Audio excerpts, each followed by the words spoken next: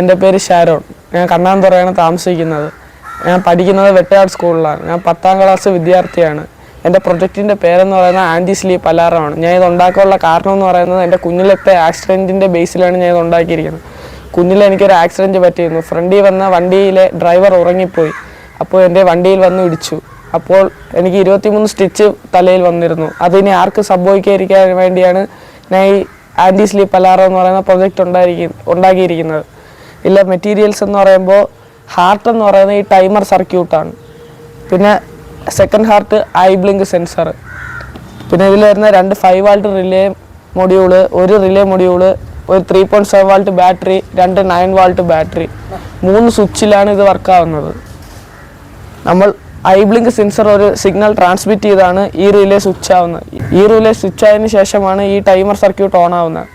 Timer circuit on ആകുമ്പോൾ buzzer 7 second നീണ്ടു കേൾക്കും. 7 സെക്കൻഡ് നീണ്ടു കേൾക്കുകയാണെങ്കിൽ വണ്ടി തനിയെ ഓഫാവും. നമ്മളിത് വണ്ടിയിൽ വയ്ക്കുമ്പോൾ എക്സ്ട്രാ ഫിറ്റിംഗ് ആയിട്ട് ഇവിടെ ഫ്രണ്ടിലായിട്ട് ബാക്കിലും ഫ്രണ്ടിൽ അൾട്രാസോണിക് സെൻസറും ഫ്രണ്ടിൽ ഒരു GSM മൊഡ്യൂളും വയ്ക്കും. അൾട്രാസോണിക് സെൻസർ എന്ന് പറയുന്നത് മുന്നിലും പിന്നിലും വരുന്ന വണ്ടി സെൻസ് ചെയ്യാനുള്ളതാണ്. GSM മൊഡ്യൂൾ അയാൾക്ക് വല്ല ഫസ്റ്റ് എയ്ഡിൻ്റെ ആവശ്യം വല്ല വരികയാണെങ്കിൽ അടുത്തുള്ള കൺട്രോൾ റൂമിലോട്ട് ഇതിൻ്റെ ഫോട്ടോഗ്രാഫ് ലൊക്കേഷൻ സഹിതം പോണേയിരിക്കും. എനിക്കിതിൽ ഏറ്റവും കൂടുതൽ സഹായിച്ചിരിക്കുന്നത് എൻ്റെ അച്ഛനാണ്. എൻ്റെ അച്ഛനെന്ന് പറയുന്ന ഒരു ഇലക്ട്രോണിക്സ് പഠിച്ച ഒരാളാണ്. TV, ഫ്രിഡ്ജ്, വാഷിംഗ് മെഷീനൊക്കെ ശരിയാക്കുന്ന ഒരാളാണ്. എൻ്റെ അച്ഛനാണ് ഇതിൽ മെയിനായിട്ട് എന്നെ ഹെൽപ്പ് ചെയ്തിട്ടുള്ളത്. ഈ സർക്യൂട്ടൊക്കെ ബേസിക്കായിട്ട് പഠിക്കാൻ സഹായിച്ചത് എൻ്റെ അച്ഛനായിരുന്നു. സ്കൂളിൽ ഇൻസ്പയർ അവാർഡെന്ന് പറയുന്ന ഒരു പ്രോഗ്രാമുണ്ട്. അതെന്ന് പറയുന്നത് 7 പേരിൽ സെലക്ട് ആവുന്നവർക്ക് 10,000 രൂപ വെച്ച് സമ്മാനം കൊടുക്കുമെന്ന് പറഞ്ഞിരുന്നു. അപ്പോൾ ഞാൻ ഈ പ്രൊജക്റ്റ് അതിൽ സബ്മിറ്റ് ചെയ്തു. ടീച്ചർ എനിക്കിങ്ങനെ ഒരു ഐഡിയ ഉണ്ട്, ഞാൻ ഇത് ചെയ്യട്ടാന്ന് ചോദിച്ചാൽ ടീച്ചർ പറഞ്ഞു ഓക്കെ നീ ചെയ്തോന്നും പറഞ്ഞു കൊടുത്തു. അപ്പോൾ ടീച്ചർ പറഞ്ഞു നീ ഇവിടെ സ്കൂളിൽ സയൻസ് എക്സിബിഷൻ ഉണ്ടെന്ന്, സയൻസ് എക്സിബിഷന് നീ വെച്ചോന്ന് പറഞ്ഞു. ഞാൻ വെച്ച് സയൻസ് എക്സിബിഷന് ഫസ്റ്റ് കിട്ടി. അത് കഴിഞ്ഞിട്ട് ജില്ലയിൽ പോയി, സബ് ജില്ലയിൽ പോയിട്ട് എനിക്ക് A ഗ്രേഡിൽ ഏറ്റവും ഫസ്റ്റ് കിട്ടി. പക്ഷെ ജില്ലയിൽ ചെന്നപ്പോൾ എനിക്കൊന്നും കിട്ടിയില്ല. 16ാമത്തെ സ്ഥാനമായി പോയി. കാരണം എന്താണെന്ന് പറയാൻ ജഡ്ജിമാരെ കുഴപ്പമുണ്ട്. ജഡ്ജിമാർ എൻ്റെ അടുത്ത് മാത്രം ഒരു ക്വസ്റ്റ്യൻസും ചോദിച്ചില്ല, ഒന്നും ചോദിച്ചില്ല. വന്ന് ഒന്ന് എത്തി നോക്കി ഇതണക്ക് വന്നിട്ട് പോയി. എൻ്റെ അടുത്തൊന്നും ചോദിച്ചില്ല. അപ്പോൾ എനിക്ക് വളരെ വിഷമമായി, ഒന്നും കിട്ടില്ല. എനിക്ക് ഏറ്റവും കൂടുതൽ സപ്പോർട്ടായിരുന്ന എൻ്റെ ക്ലാസ് ടീച്ചർ ഫബിയോള ടീച്ചറും ലിസി ടീച്ചറുമാണ്. അവരായിരുന്നു എനിക്ക് കൂടുതലും ഒരു മോട്ടിവേഷനും എല്ലാമായിട്ട് തന്ന സഹായങ്ങളൊക്കെ തന്ന ട്രാവലിങ്ങിൻ്റെ ഇതൊക്കെ ആയിട്ട്.